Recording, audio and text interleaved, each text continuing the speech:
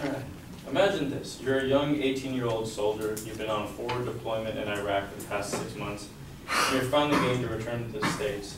Your comrade suggests you go get a drink when you make it home. You go to a bar, and the bartender affirms that you are underage and you can't legally drink alcohol. You just realize that the country that you serve and that you have dodged bullets for will not even let you have a beer. My proposition is that the drinking age of 21 is ultimately detrimental to the health and development of young people. I will affirm this with my 3 major points, which are, 1, at 18, people are considered adults and they can make major life choices at this age in most cultures. The second one being that most teens are exposed to alcohol before 21, but they're not legally doing it. And the third one is that many other controlled substances are available at the age of 21.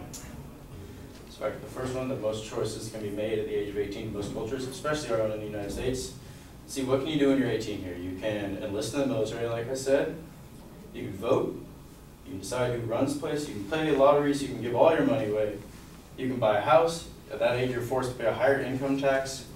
So I'm thinking you should be able to have a beer if you want to go sit down, but with your friends. But also at this age, you can give away your vital organs. 18 is the age of consent to donate a kidney or anything actually that you feel you want to give away.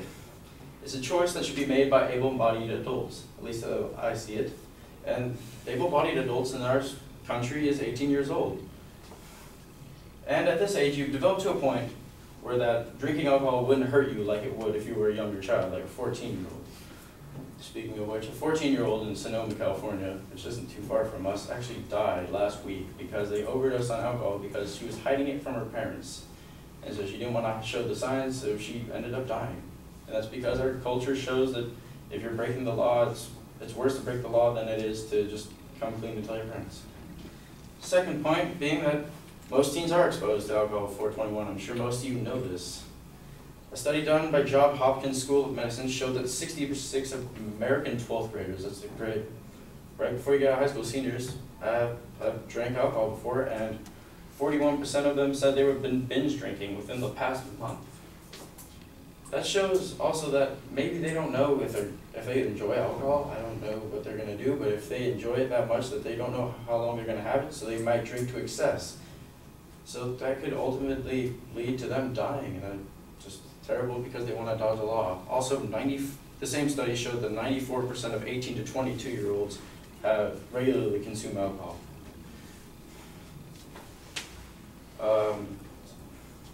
Also, by the time you turn 21, most people have left adult supervision. They're on their own, so they don't know their own statute of limitations. Their parents could have shown them this had they been 18 and they had gone out, maybe with their dad, had a beer, they would have known what it was like to restrain yourself. But since we're doing this alone, you do it with your friends, you have nobody that can really tell you this. Also, if you lower the drinking age, you get rid of a lot of minor crimes that actually end up putting young people who've just started their life in jail. Minors in possession begun. A lot of people, because they can't buy alcohol, steal alcohol from their parents, get fake IDs from the internet, buy it from their older friends, or steal from liquor stores. My third point, many other controlled substances are available at the age of 18. I don't know if many of you know this, but the plant, or it's actually a member of the mint family, Salvia divinorum, is legal in California at the age of 18. In a study done by the UK, and the article was done by the Telegraph Division, they followed a person who was doing Salvia divinorum, and they asked them about the side effects. They have very vivid hallucinations. It also increases suicidal tendencies. And also, the person who is doing the drug must be constantly monitored by 3 or 4 people so that they don't hurt themselves, their surroundings, or others while they're on this drug. Also, as I'm sure you know, at the age of 18, tobacco products are illegal. Or illegal, yeah, they're illegal to purchase. And the first thing you type in the internet about tobacco and harm is a warning from the Surgeon General saying that they're cancer, they have cancer-causing carcinogens in them, and they're not safe to ingest, and that they could be detrimental to the health of people around the smoke.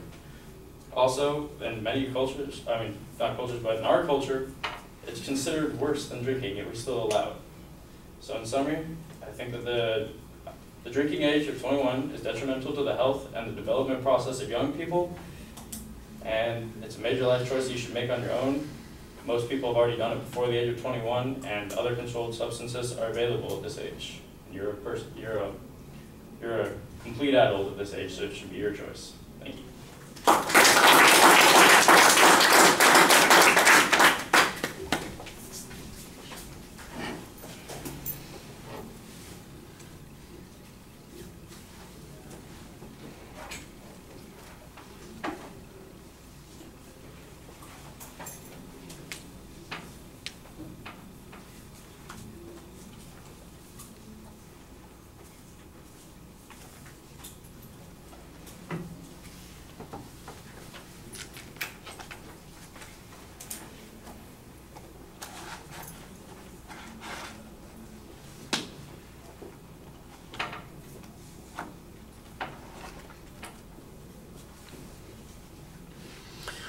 Well, the visualization at the beginning is good for getting the attention to the audience. The problem is that it starts focusing on a value-based issue, and even though some of your secondary claims are phrased like claims of fact, you keep coming back to this value argument about why this is inappropriate or wrong, that there's something that's not right about the inability of somebody who's 18 to purchase alcohol. The harm argument is clearly stated, but it's not as well developed. The claim that you make that says that it's more harmful because the age is high, I got random hypothetical examples, a couple of references to specific cases, one of which wouldn't apply to your argument anyway. The 14-year-old that you mentioned, that would have still occurred if the drinking age was 16. That person would have still been 2 years under that. So I'm not exactly sure that that advances your point very well.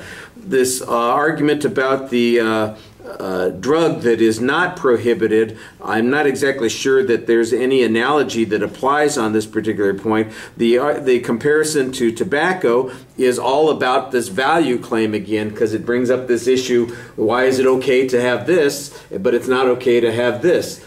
I think you've dodged the major justification that has been used to keep the drinking age at 21, and that's where most of the controversy on this subject is. It didn't come up once in the discussion, and that's a big issue to ignore.